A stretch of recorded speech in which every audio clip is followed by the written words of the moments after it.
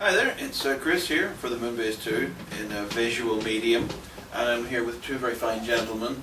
I'm not even bothered, they need no introduction, so tell the listeners, not the listeners, their viewers, tell the viewers at home who you are. Introduce yourselves. But we don't need an introduction. Yes, I don't need to give you one, but I'm Bill Forster. I'm responsible for the ARC books as well as a little book called the Allspark Almanac. And I'm Jim Sorenson. I actually am most famous for shooting Abraham Lincoln, but other than that, I've also done the Allspark Almanac and Allspark Almanac 2 with Bill and the art books with Bill. Some articles for fun publications, very fine Transformers Fandom Collectors magazine. And he also has a fez. you drew attention to the fez. Oh, sorry, No. I forgot. Jim, why are you wearing the fez? What do you think? Fezes are cool. There we go. Okay, it's out of the way now. We could just start over. So guys, I guess the Allspark, excuse me, I think we were all up a little bit late last night, but I seem I to went be, to bed about midnight, so I know you lie. I'm weathering it a little worse than most people, it would seem.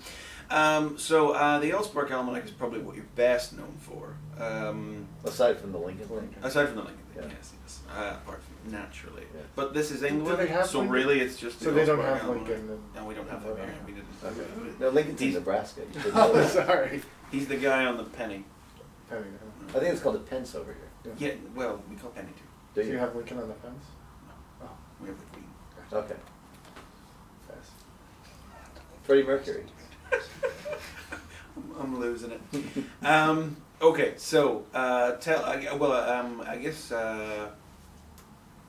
we'll start. We'll go back to the very start. You know, you guys have been part of the Transformers fandom for years now.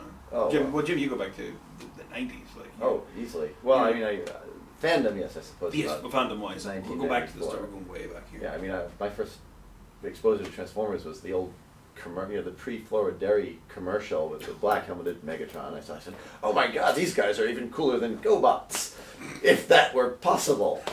And I fell in love with them, and I pretty much never stopped loving them. But when I went to college in 1994, I discovered this new invention, invented by Al Gore, Yes. Vice Also President. shot Lincoln. Who also shot Lincoln, yes, but he used an eco-friendly bullet, so it's all okay. Lincoln actually got shot a lot, at least 6 times in the Police Squad. You know, in the opening credits of Police Squad, every episode Lincoln would get shot at, but then he'd draw a gun and return fire. So it's a great show if you haven't watched it. Very old. Leslie Nielsen. I think that answers your Random. question. Yeah. Does that answer the question? Does it? That Well, answers really the a question, question. what is Police Star? Oh, I thought that's what we were talking about. Was this interview about Police Squad or Transformers?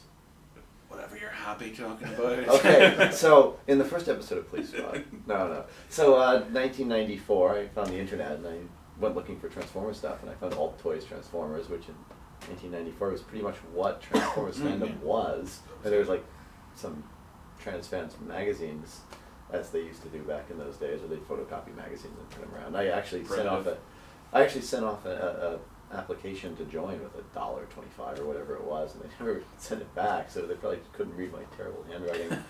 So there's probably somebody in an address, much like mine, but one character off, that was getting all these Transformers magazines. And what the hell is this? So I tried to join the fandom earlier, but failed. But in '94, I successfully joined the fandom. I'll take it. Bill, I don't actually know when you became part of the online fandom. It's a learning I experience. still feel like I'm trying to catch up to the online fandom.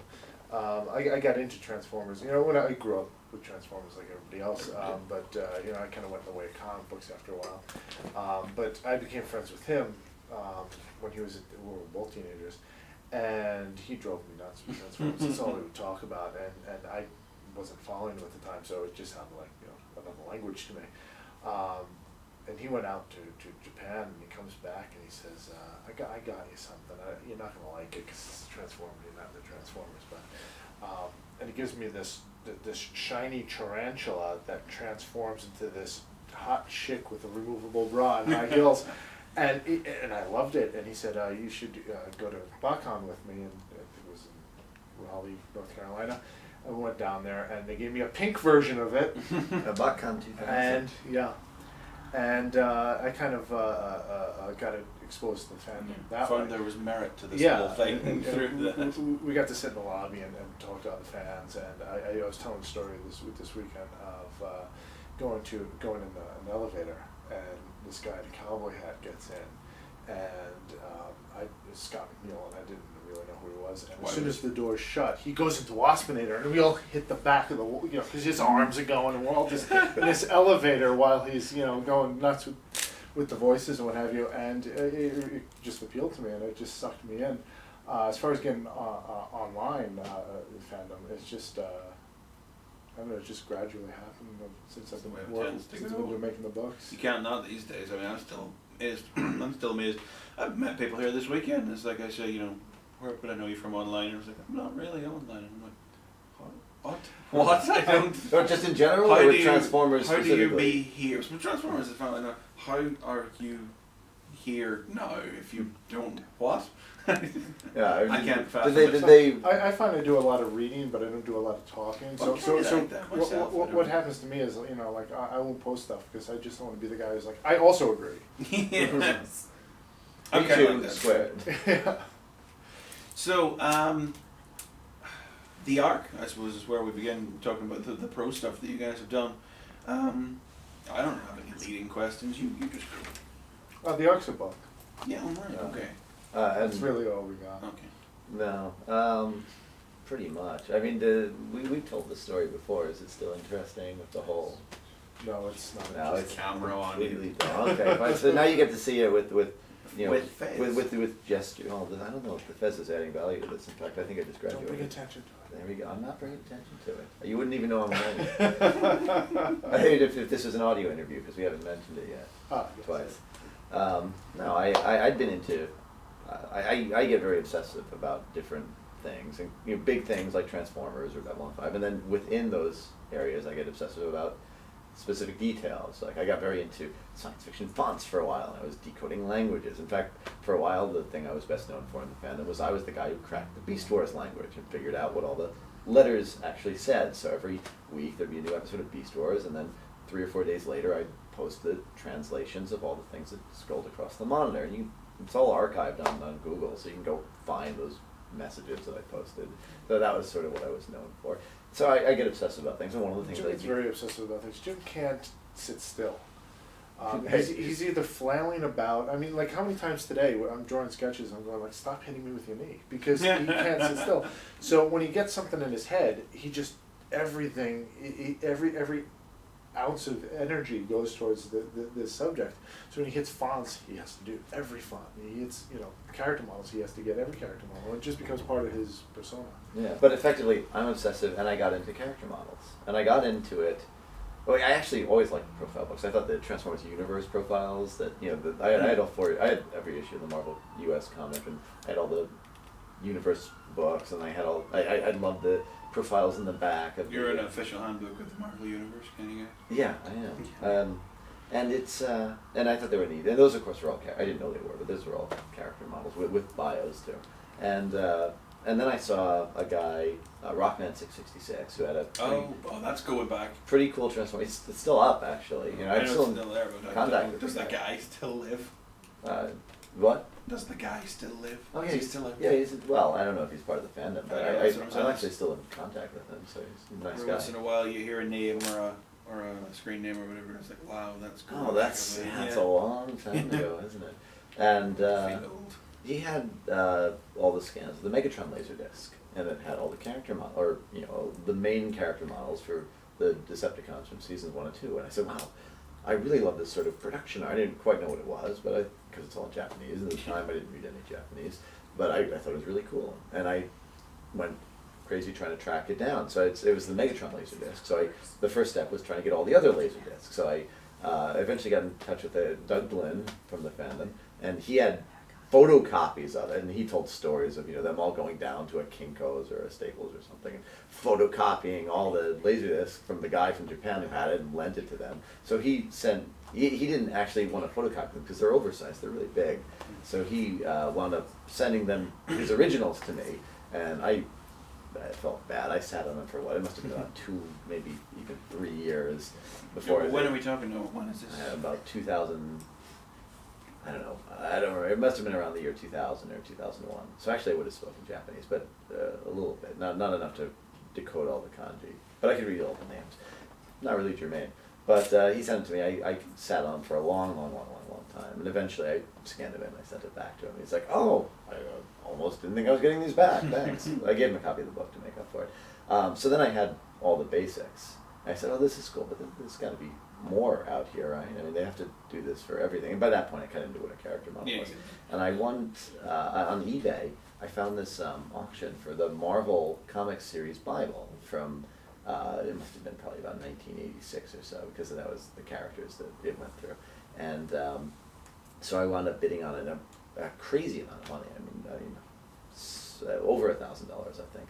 And I won, because I bid a crazy amount of money. and actually, I was like, wow, this is a lot. So I contacted the runner-up, which was easier to do in those days. And it turns out the runner-up was Fumihiko Akiyama, who's well known in the fandom. And we wound up, because it's all photocopies, we said, well, you want to just split the price, and I'll send you copies of everything, so it only cost me half as much, and I got a whole lot more character models, and then I found myself in between. I was a consultant. I found myself in between consulting gigs for a couple of months, and Bill was saying I can't sit still, so I need to be doing something. So I'm like, okay, well now I'm going to take all these character models I have, and at that point I had probably just about all the main characters from seasons 1, 2, and 3, and I said, there's just a couple of gaps which I figured we could fill in. And I said, I should really do something with this media website, but we figured we'd shoot for the moon. And Bill was the art director of the Intrepid Sea Air Space Museum, so he had some real artistic credibility. So I figured that between the two of us, we could probably put together a pretty credible book. So then I think you did a lot of the work on the pitch. Well, document. Going back even before the pitch document, Jim would come to me and you'd have these photocopies, and they were photocopied so many times you'd reveal these gaps in the lines and things missing and smudges on it, and he'd say, "Can you clean this up? Can you make this look nice?" And we started fiddling with them, and Jim can't wait for me to do things, so then Jim started learning Photoshop to do it himself. You got to tell him how bad I was as an artist. The story I like to tell is I was in art school, and we were in a figure drawing class, and I said, "Come down, sit with the figure drawing class." And our art teacher was a very positive woman, sort of if you just put the effort in. And by the end of the class, she was looking at Jim's stuff going, "What is this? Is this that person that you're looking at?" It was just horrendous. Jim is not an artsy guy, but he's developed so much. I have stupid fingers. He does have stupid fingers. Smart brain, stupid fingers. But you've kind of you've learned to get done what you need to get done. That's the point. Is when I started learning how to do the art restoration in Photoshop, I think you thought I was crazy. Yeah, and then eventually, now a lot of stuff that we publish is Jim's art, and I'm just amazed by it because I know him. I mean, I'm primarily a writer. He's primarily an artist, but there's crossover both ways. Yeah, and there's stuff in the books you'd never imagine that came out of him, but they did. But then we decided to do this pitch, and we decided to put a couple of the pages together. So when I was supposed to be working for the museum, I was actually working for Jim at the restoring these things and laying out these models. And you've been there. Jim had this crazy idea of getting Don Figueroa to do the cover. And he says, well, let me back up. Yeah. So we pitched we made a pitch, and we kind of went to one of the really small cons in New York, like CyberCon or something. I don't know if we had anything in our hand at that. No, we did. I'm pretty sure we did. We had a little poster. We were kind of just showing it around to artists for feedback. They didn't have any editors there. It was I think Dreamwave was still just on the way out at the time. So if we would have pitched anyone at the time, it would have been Dreamwave. But we did. We got some feedback, and then we so it's 2005 we probably started, and we started pitching around, and eventually. That was that real little con in New York. Yeah. Okay. And I think maybe Alex Milne was there. Yeah, there was 2 names, and the rest were all just people with cardboard boxes selling broken toys. It was fun. Yeah, it was fun, but it was, Simon, it's a very small con. I think they at one point advertised Simon Firm was there, so I brought all these Titan hardcovers cards, and he wasn't there, so I'm just lugging all these Titan hardcovers around for no reason at all. But There's a Transformers convention. There's a 99% chance Simon Furman will be. yeah, well at the time. Or at the bar. Well, at the time that was really true. I mean, today he doesn't do quite as many of the cons. Doesn't have time. No, I know, which is it's Because he's at other cons. Yeah, well, like Auto Assembly 2010, where he's been a great guest, but yeah, he wasn't there. So yes, go Auto Assembly. I'm having a great time. That's where we are. We're at Auto Assembly. Bill, say it. We're at Auto Assembly. Okay. Well, it's awesome. It is. Birmingham is fantastic. Well, that's not. It's the birthplace of heavy metal. And the lap dance capital of England. So what's not to like? That's true. And there's Transformers here Today. today. And maybe Well, we're here a today. few hours of tomorrow. So we pitched it to IDW, and we went to Chris Ryle at one of the BotCons, and we showed him the work, and he kind of looked at it, and he says, well, no. Oh. And so that's why we never broke in. But then what we did was, I said, okay, well, I collected original art. Just as he was saying with the obsessive, I get obsessive about character models, fonts. Yeah, you were original collecting art. it anyway. So. Yeah, well, exactly. So I knew actually like all the artists' contact You information. wouldn't believe his original art collection. He should open a museum. It's beautiful. Nice. It's nice. The last page of U.S. issue, I think, I guess it would be 65. We are Thunderwing. Yeah, that's one of the nicer ones. I don't know if it's the nicest one. There's a 2-page spread that opens up issue 75. Yes.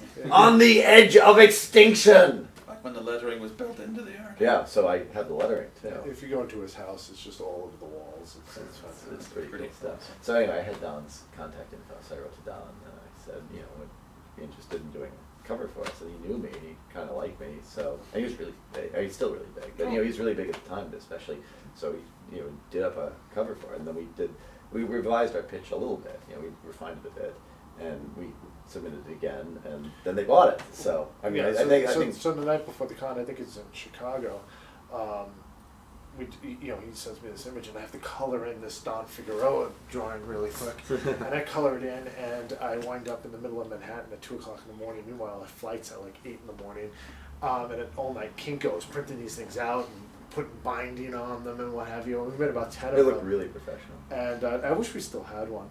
Oh, that'd be nice, wouldn't it? And we went there, and it was sort of like, Don's name's attached. Yeah, really, and it made the difference. It did. See It that. did. And then Chris was looking at it, and he goes, "Okay, we'll do it."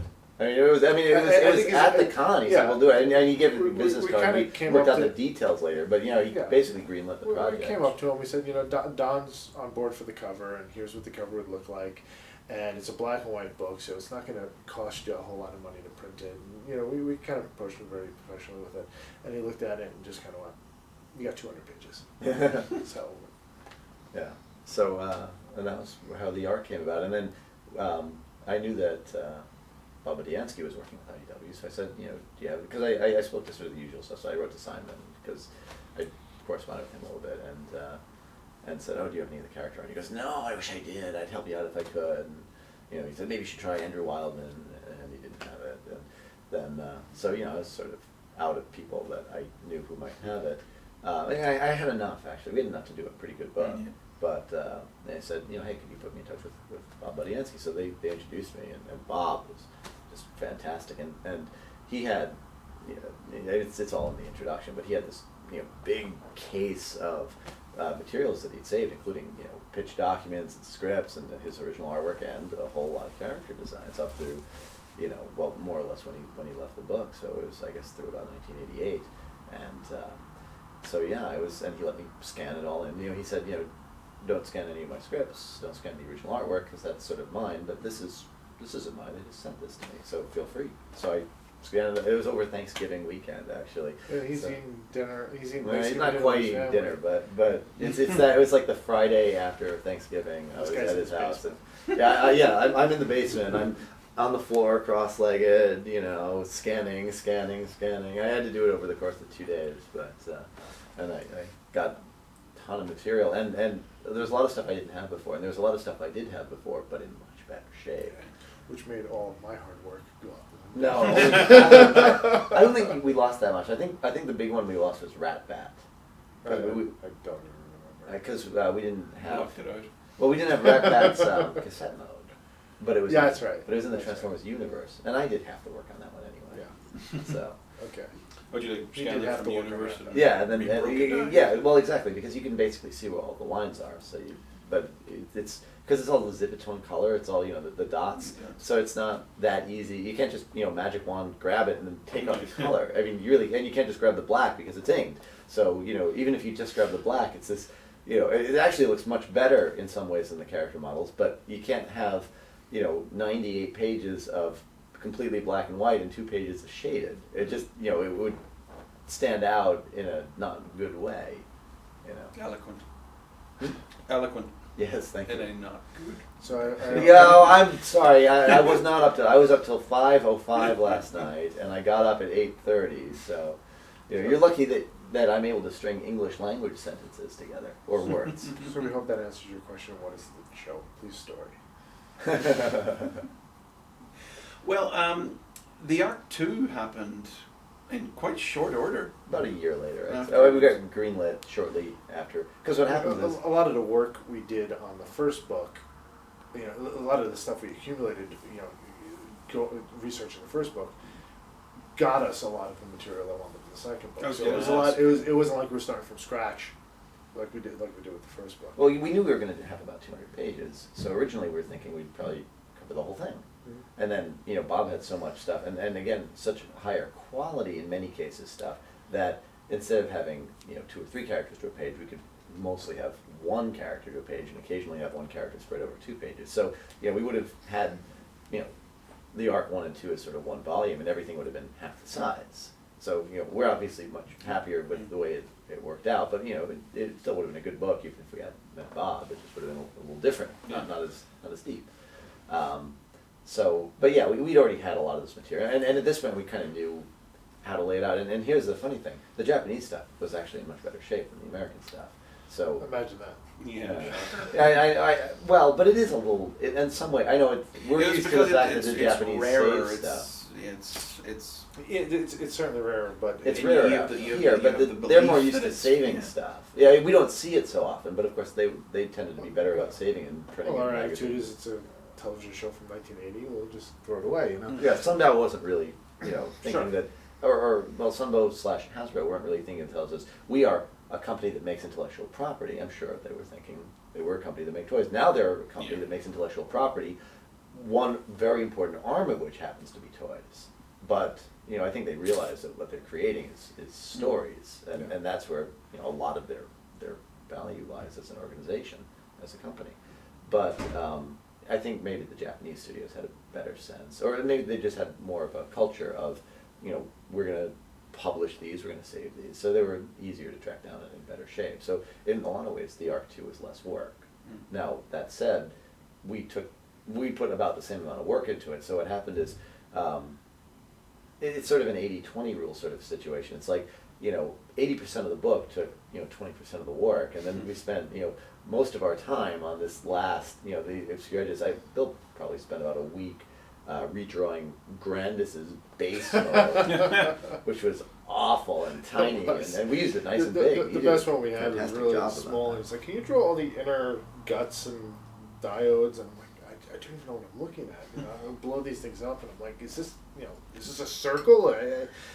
I would be looking at screen captures to try and see what the detail. But by the time I was done, I hated Grandis so much. And it's just his base mode. It's not even his robot or his vehicle mode. Yeah. And those modes we had fine. We had a good reference for them. Yeah. But the base mode was just hard to find. And we knew that there was a market for it within the fans. That the fans really wanted some Japanese characters out there, but we didn't know whether or not it would have any appeal to IDW because we're coming to them and saying, yeah, they're all Japanese characters. Optimus Prime isn't on the first page, and we were kind of saying they're going to throw this away. They're not going to want to do this, but thankfully they had the insight to say, yeah, fans are going to want this, and they greenlighted it. And Well, I mean, I think a lot of it had to do with the Arc sold very well, Yeah. and was relatively cheap to produce. So I think they said, "Oh, you want to do the same book again?" And sure, and that it sounds sold like a out. good It deal. seemed like there was a gap to fill, and And I think the Arc 2 is the only one of our books that hasn't sold out yet. So Yeah. clearly, it's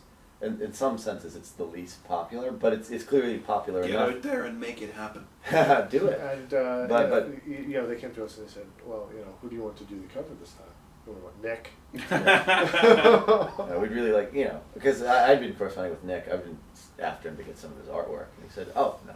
So, but I now got his I've been material interested. tattooed on my chest, and he wants something like this. So, no. all right, now you mentioned it, you got to show it. I'm not sure. I'm not taking my shirt off. Everybody's seen it. Everybody's seen it. You can find pictures online. You'll find pictures online. On my blog, boltax.blogspot.com. Right, what were we saying about that? We were talking about tattoos. We were, yes. The story behind the Victory Leo tattoo. The story behind the Victory Leo tattoo was on a website years and years ago. Well, not years and years ago. Let's just say years ago. And Year ago. Some people were just posting what tattoos they would get and wanted to have and what have you. So I posted I wanted to get Don's cover for the first arc, just before the second arc came out. And some time went by, and somebody from LA Inc., the television show, emailed me and said, would you be interested in doing it on LA Inc.? And I said, yeah, I very much so. And I went down there and I did a test screening, and they looked at Don's cover and they said, oh, geez, we don't know if we can do that. And they said, oh, we definitely want you on the show. Can you get, we're filming for the last episode of the season, can you get Hasbro's lawyers to clear it by tomorrow? And I went, No. That's not going to happen. they're like, how long would it take? I'm like, I didn't even know I had to go through Hasbro. It could be months. So I said, I'll ask my publisher, who will ask Hasbro, and it didn't happen. And this was right now we've been working a lot more closely on the almanacs with guys like Eric Cyberneller and Aaron Archer, which is great, Michael Kelly. But at the time when we were doing the art books, we did everything through IDW. We were hardly a blip on there. Yeah, I mean we never dealt with Hasbro directly at all. So when they were filming the next season, they contacted me again and said, can you get Hasbro to sign off on it? And I said, yeah, I could probably, contact somebody and see what we can do. And they said, can you come down for another test screening? And I said, yeah, I'll come down for a test screening. And I went down there and they said, okay, you want all these Transformers? I was like, no, I want this lion. I was like, this is what I want. I want it on my chest, and kind of screwed them all up because they expected it to be on the arm and everything else. But they were cool about it, and we contacted Hasbro, and Hasbro just said, yeah, all right. And they got a lawyer back to me, and they signed off on all the paperwork, and I went down there, and we filmed, which was really kind of an unusual thing, because, you walk in, you shake everybody's hand and say, how you doing? And they're like, oh, we're great. Now go back outside, we're going to film you coming in and doing it. So it was unusual, but it was a lot of fun. It was really cool. So it was a long time coming then. Yeah. A long time in the works. Yeah. It took a while. And your chest But- is canon now. No, my chest Yeah, is- it is. Well, it is in fact Hasbro. Hasbro approved. so- Is there a little copyright stamp just above the nipple? No, nothing like that. I think the nipple is the copyright. Well, I guess after the arcs, then the big one comes next. The complete arc, yeah. Yeah, that's the big one. It is the biggest book you have. So It is. Yeah. It's 416 pages. We're here at Auto Assembly. People keep coming up and asking them to sign the complete arcs. And we're like, geez, you dragged this around? Yeah. We're kind of touched people. Will lug this thing around for us. I mean, it really is the size of a phone book. I mean, you described a manga book earlier as being Yeah. the size, and it's certainly the thickness of a phone book, but it's only about this big, and this is. Yeah. I mean, you put a yellow cover on that, and yeah, it would completely be a phone book, wouldn't it? So, a phone book full of awesome character models. Well, have you any tales about the creation of that book? Nothing. Also, Well, no, I mean that was a pretty simple book. It was already put together basically. You just pieced the so two yeah, we books just took together. out the duplicate content and put in a few extra pages of Godmasters. Squeezed a little bit of more stuff in the margin. I do actually have one story about that, which was that BotCon, I guess it would have been 2008 when we were working on that, was about a week before our deadline. So I go and I had one of the guest passes so I can get to the dealer's room before it opens, and the Japanese, one of the Japanese tables has this pack of character models. I'm like, I want this, and I want to buy it. And the guy said, oh, well, we don't know how much it costs because the guy who runs the table isn't here. I said, I really, really, really wanted to buy this. So I kind of hovered around the table, and when I wasn't there, I said, Hyder, keep an eye on this. Don't let him sell it to anybody else. And I got it. Eventually the guy came back. I think I got it right as the doors opened. And he came back. I'm like, okay, thanks, mine. And I went through it, and there was quite a lot of stuff in there that I thought this really should be in there, including the extra Unicron head that I worked in, and the backs of the vehicle, the beast modes of the Predacons. Obviously G1 Predacons, and I think I had Motormaster head. I mean, it wasn't a whole lot of stuff, but it was enough. The back of Galvatron's cannon mode, but it was enough that I was really keen, and then I had to really scramble because I had about 4 days to squeeze it in there and then send it to IDW for But you got approval. it done. But it was certainly our easiest book to put together. I would say. So. But then the Scholastic version of the Almanac was the easiest book to get together. I came home from work one day, and I just box, and I opened it up, and it's this miniature version of the Almanac. I'm in New York. That's It's Christmas. edited down to 100 pages, and I'm like, what the hell is this? It's a Scholastic version. I'm like, oh, okay, that was easy. He calls me up and he says, Jim, there's this weird Scholastics version of the book. Do you know what it's all about? I'm like, well, what are you talking about? He goes, yeah, it's 120 pages or so, and it's like the same sort of ratio of height to width, but it's shrunken down dimensions. I'm like, you're lying. You're pulling my leg. He's like, no, let me send you a picture. I'm like, you can fake a picture. And email it to him. Yeah, and I'm looking at the picture. I'm like, did he fake that? So we had no idea that was coming out. So I guess technically that's pretty easy. Yeah, that's that was the Almanac. Yeah, that was that was Scholastic. It was for schools. Yeah, So yeah. presumably there'll be a second one for schools, maybe. Well, the second one doesn't work quite as well because there's not. It's a little harder to get 120 pages of material because they cut out all the episode guides and the settings and stuff. They really just had mostly bios and a few sort of bio-like things. So I'm not sure if there are 120 pages of that in the second. Oh, there might be. They might be able to squeeze Harder it together. to split That's up our definitely. fascinating story about the Scholastic version. I wasn't going to ask anything about that, so that's extra material. But speaking of the Almanac, then let's talk about that. Okay. What was the process there? How did that all come about? Well, we were at one of the BotCons, and Animated was just starting to come out, and we'd seen a bit, and we liked it. We thought it was really cool. So we're sitting in the audience of the BotCon panel. Did we see it at that point? I feel like we had. Maybe we hadn't. Maybe we have. I don't know. It's hard to remember the exact time sequence, but we were sitting in the audience. And we're listening to I guess Derek and Marty and Matt. We didn't really know who they were at the time. Speak about it. We said this is really cool. We should go up and talk to them about maybe doing an ARC style book for Animated. And we had a presentation earlier today, and we showed off our pitch documents for it was called at the time the ARC Animated, and it looks just like the ARC, but it's black and white animated version. So that was our original idea. So we said we should go talk to the character model designer. So we approached Derek, and we went up and we said, Bill Forster, Jim Sorenson put together the ARC. He went, oh, I love that book. He goes, I use it for reference. And so we immediately made friends with him, And we said, would you be interested in doing an ARC-style animated book? And he was like, yeah, definitely. And we said, okay, where are you based out of? And it turns out he's based about 3 miles away from, where the two of us live. And so we got together and we went down to Cartoon Network, and we just started picking stuff out of and they gave us Derek's office. They gave us to start because we hadn't actually signed any deals or anything. So they gave us a few black and white character models to work with. Blacker Acting, Blitzwing, probably Optimus Prime, and Bumblebee too. And we pulled together a few of them, sent them to IDW, said we'd like to make this book, and they said sure. Go for it. Riding high on the success of the ARC. More no or less. questions Yeah. were go. Yeah. Well, more or less. We said, we'd like to do the same thing, but with the cartoon shows that's on the air, not the one that only aired in Japan in 1990, and they thought that might be more marketable. So it was crazy, but there you go. And when we started delving into the material, and they got the green light, so we went to Cartoon Network and got as much material as we could. And I think we pretty quickly realized that we had to do it in color. It couldn't be black and white. I mean, we could have a little bit of black and white, but we have all these models in color. They had more stuff in color than they had in black and white. There was a few things they only had in black and white, but for the most part, there's a lot of stuff they had in color that didn't have any black and white counterpart to it too, or at least that they hadn't given it to us. They probably, most of them, somewhere exists a black and white version of it.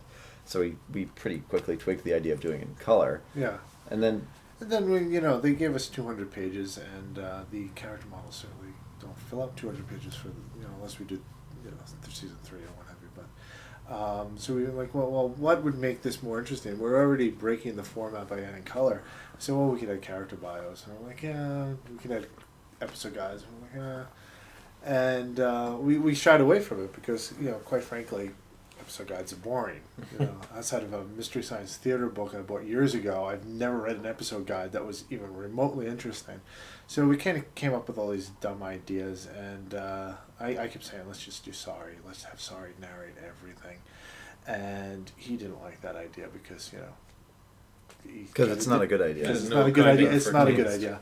And he started, exploring the idea of Sentinel doing this and Sentinel doing that, and then it became, well, what if Swindle does this, and what if Blitzwing does that, and what if Blitzwing, has 3 different voices that speak, and it just very quickly evolved into, we're not making this book, the characters are making this book.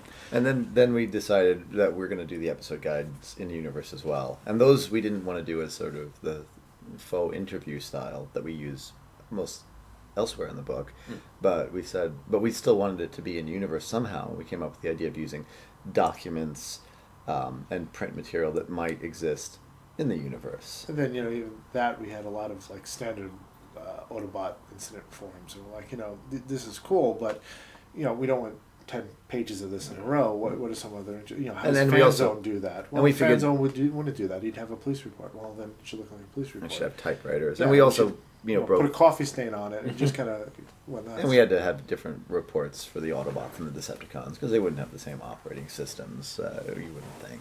So, that came about. And those are all templates, so it's actually pretty easy to do one of those. But, something like a newspaper or a box of cereal or a magazine, those are a lot more work. Those take and then as we more were time. developing stuff like the incident reports, I was looking at other pieces of art to kind of draw influence from. And if you look at the cover of the Arc 2, it's basically a computer screen. You can see little text coming across it. So I started writing little text in the background. And I changed it to be various fonts that Jim had worked on years ago that I had sitting on my computer.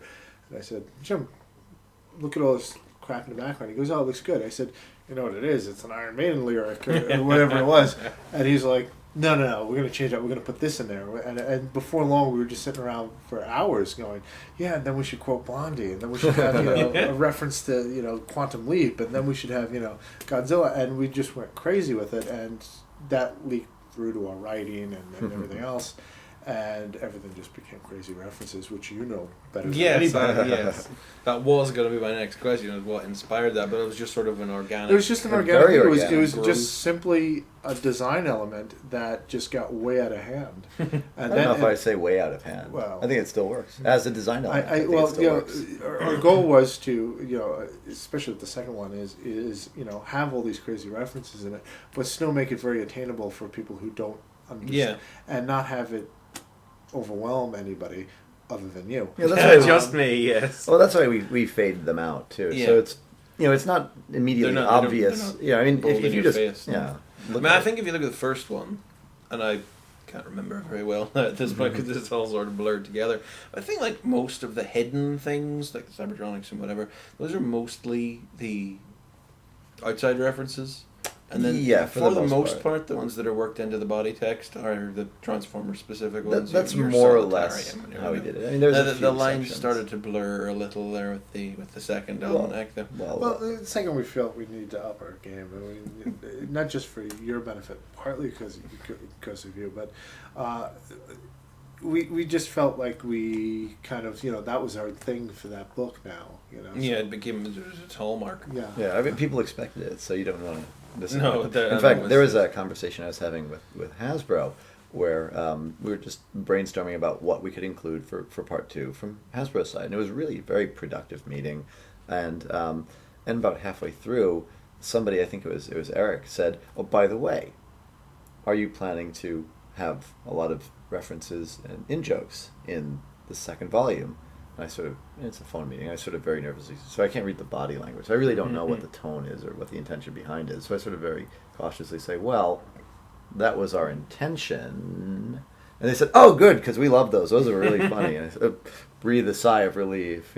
So it has. But of course, as soon as we break the in universe and go into the second chapter of the book, we of course lose all of that. They're disappearing. Yeah. I mean, because it's not tonally appropriate. No. I mean, we try and shoehorn as much art and designs in as we can, but really, in many ways, I think that the intellectual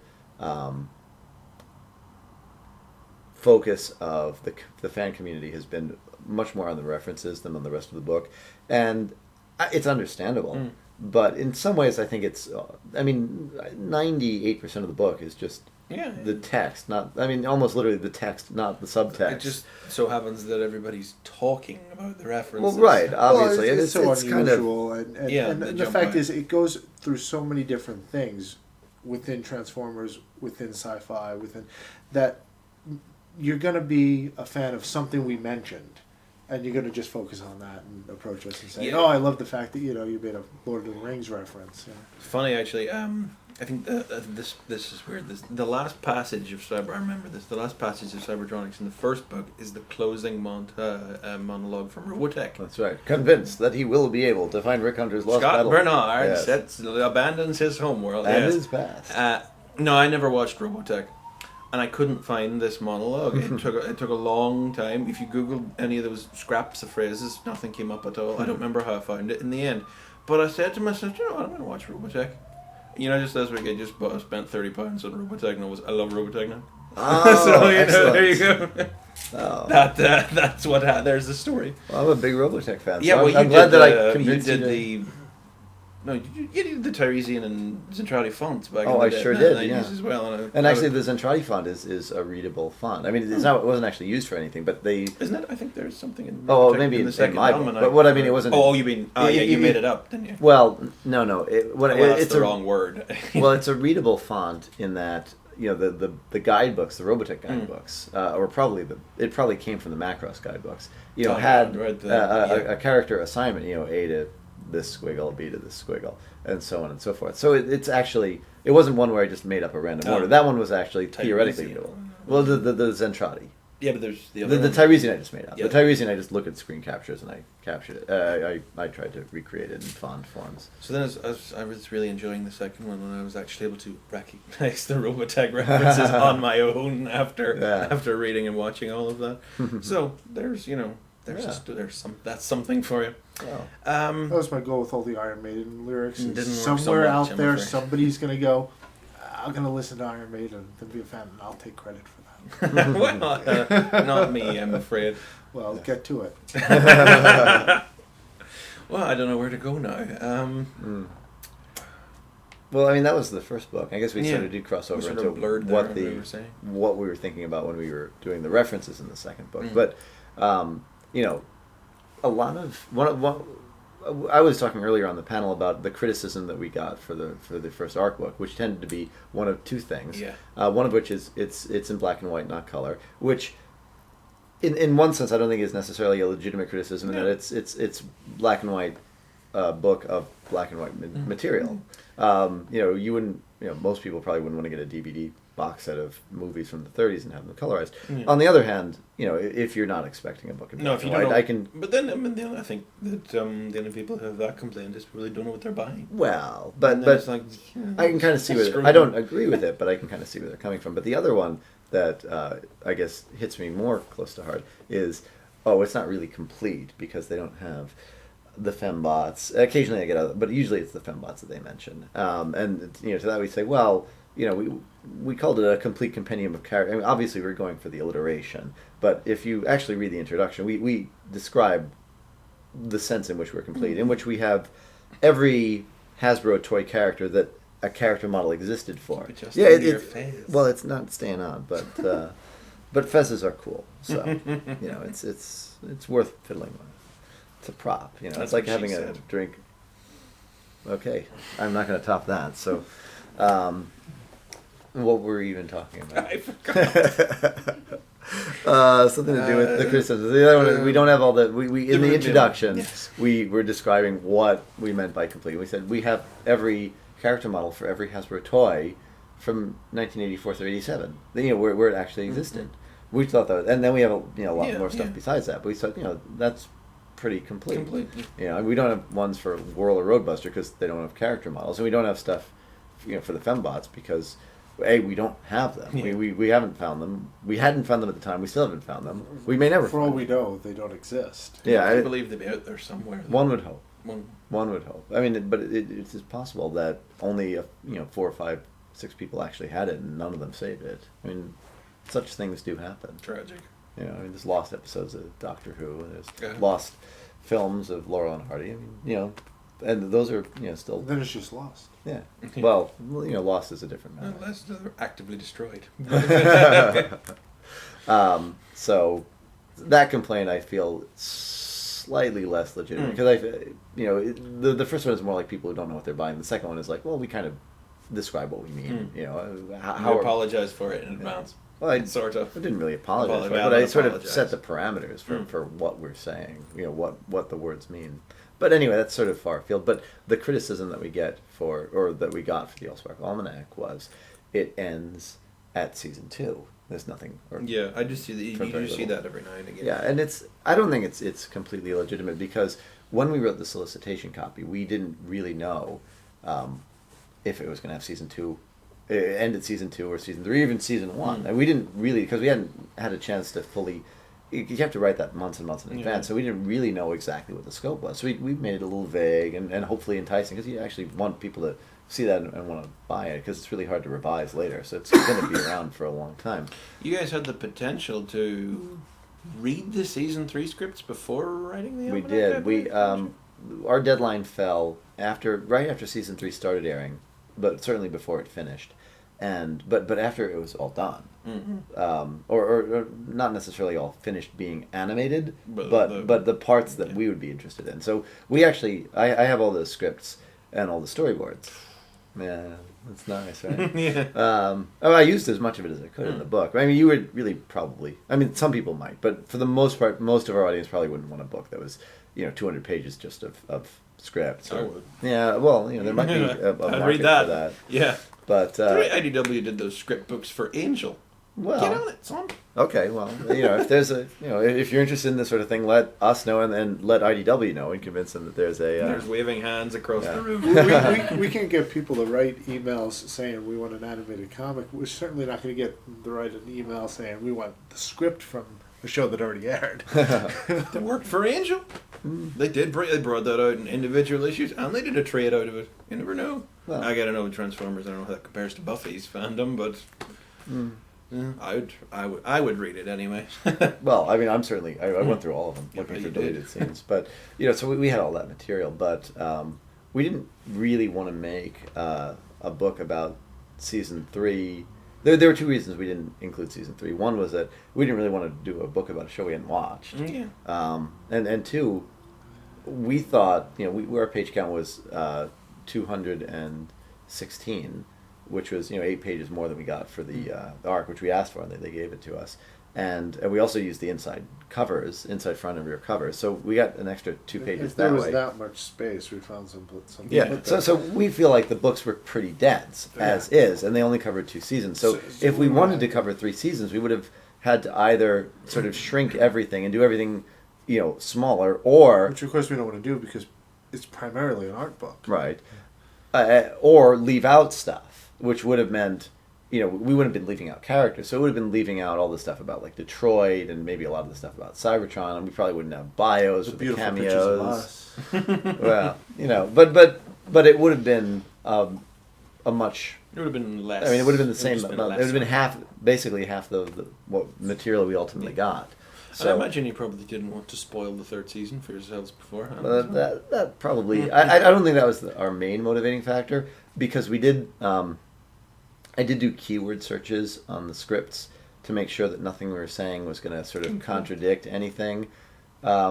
if we had anything that was a little bit forward looking, and there is a little bit of season 3 material Yeah. in there. I'd actually looked at most of the season 3 designs, so I'd seen most of the props. So I had some idea. Like I knew there was going to be, Omega Supremes that were colored like Lugnut. So there were some spoilers in there, but I didn't really know how it all fit together. But what I was looking for was stuff that really would fit more in the first book than the second. There wasn't a whole lot, but we did things like we had a few. I call them cheats. Like we had the Prowl's Cybertronian motorcycle mode in with season 1 and 2, even though it didn't show up for season 3. It didn't, because otherwise we would have had to had it as part of the episode guide in season 3, which we might not even get. Yeah. And the risk was, if we do it in season 1 and 2, we can have the chance at doing the book the way we want to do it, which is 2 volumes. Yeah. Also, we didn't know if there's going to be a season 4 too. Yeah. So another one of our thinking was, if we do a book of season 1, 2, and 3, we'll never get a book of season 4. Whereas seasons 1 and 2 and then 3, that's not such a hard sell if they didn't get it. So there's a little bit of risk management. But the downside was that we were risking that we do books 1 and 2, seasons 1 and 2 in the first book, and not get the chance to do book 2. And I think that was sort of one of those things that people were up in arms about online originally. It's like, whoa, why is there no season 3? What if there's never another one? Well, it was a risk. I think it's a risk that paid off, and I'd probably do it again, even if there wasn't a guarantee of success, because I think it was the correct choice. That was the best way to make the book. Artistically. Yeah. But, the risk was that, by the time the second volume was coming out, there really wasn't much going on in the way of animated, and Hasbro, quite reasonably likes the books that are coming out to sort of be supporting their current strategies, and I can't fault them for that. But it did make publishing the Almanac 2 slightly less certain than maybe just the sales alone might indicate. But fortunately, they're really passionate about animated. They're big fans of animated, so I think there's a lot of people internally pushing at Hasbro to get it done. Well, I was just totally swept up listening there. I forgot what I was going to say next. Yeah, I think I might be out of questions at this point. That's kind of summed up the almanac all over.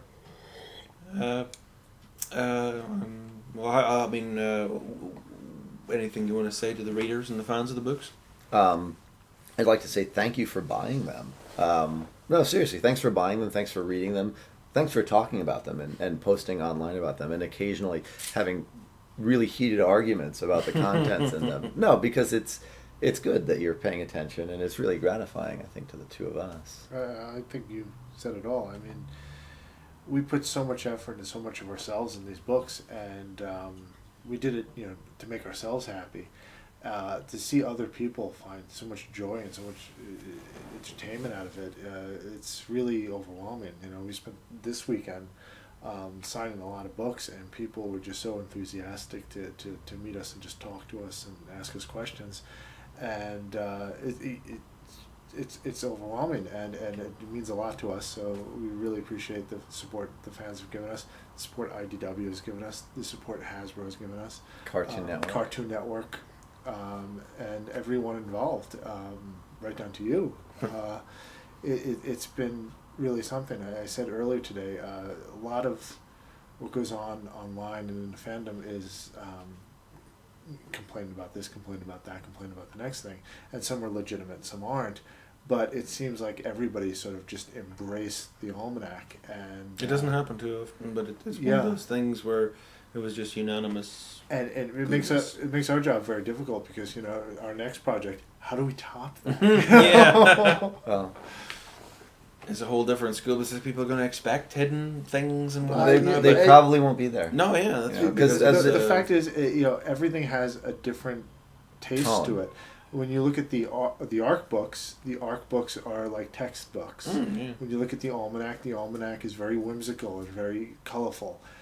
If the next thing we do is about Project A, we're going to find something that fits Project A. If another thing is Project B, fit Project B. It's not that we'll never return to the references. It's not that we will never return to the almanacs, but it's got to be the right venue for it. Yeah, I mean, if we were doing robots in disguise, there's more of a chance that we do something a little bit more, in joke, a little bit more referential. Yeah, but if we're Beast doing Machines, it's certainly not. Yeah, if we're doing So Beast hard. Machines, it would be a much more serious book. It would Dress in almost have black to and be. cut yourselves while writing it. Just since you're giving me the open forum, I also want to say, thanks to the folks at Auto Assembly for inviting us out. Especially thanks to, Steve and Dave at Transform at the Moon, and Billy and David and all the convention organizers, and Simon, for bringing us out. It's been a tremendous experience. It really has. I'm amazed at how unique this convention is. We go to a lot of the larger conventions, and they have their own charm, but it is half of this convention is in the bar, and half of this convention is meeting people and becoming friends with people. I've never handed out so many business cards in my life, and half of them would be people that it isn't to make a business connection, it's just people I want to stay in touch with. So it really is a very cool convention. I think that about does it then, doesn't it? Everybody viewing at home can't see this, but I think everybody in the room should just give these men a round of applause. I think that'll do it.